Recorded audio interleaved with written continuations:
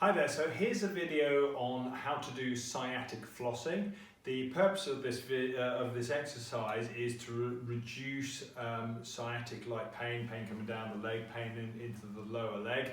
It works by allowing the nerve to move up and then back down and up and back down, and as it tracks through the pelvis and down the leg. It actually moves quite a lot when we're doing this exercise. The big, thick sciatic nerve, as thick as your thumb, and it moves around about 8 to 10 centimeters. So it's quite a big movement. It calms everything down, and you will see if you do this exercise, a lot of people, it gives them a huge amount of very instant relief. You can then do it as often as you like.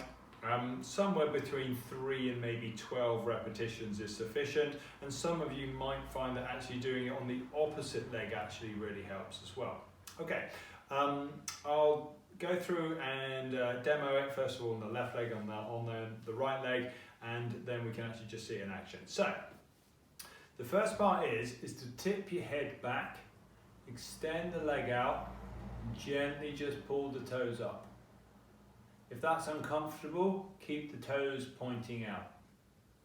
From then, the head comes down, the legs come back, and the toes point at the floor. Okay.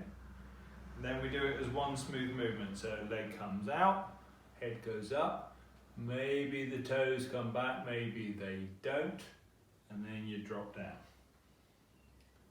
Slow and steady, and just running through it like that.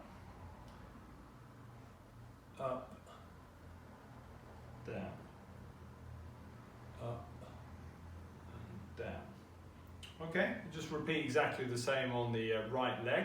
So, head goes up, leg comes out, either toes come back if that's good.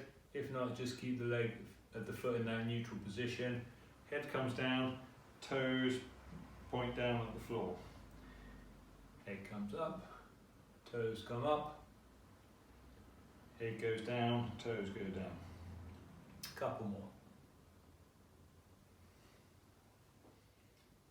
And final one. And down. Okay. I just demonstrate what doing it wrong looks like. If the leg goes out, toes go back, and you drop your chin down to your chest, you're going to feel that sciatic nerve tension immediately. For most people, it's a stretch, even a pleasant stretch. It's actually just stretching the whole spinal cord and the nerve all the way down. But that's what we don't want to do that if it's irritated. We don't want to pull it both ends. This exercise is very much like, for those that remember, mitten cords that run all the way from the hand all the way through. You're pulling it one way, you're pulling it the other way. You're pulling it one way, you're pulling it the other way. What we're trying to avoid is pulling it the same way both sides. Okay, so I'll just run through it one more time on each leg, a couple of times on each leg, and if there's any problems, then do ask me about it in clinic. Okay, here we go. So, head comes back, toe comes up, maybe the foot comes back, point the toes down, up, back down. There we go, we do the same on the other side. Head comes up, toes go back, you point the toes, come up and back down.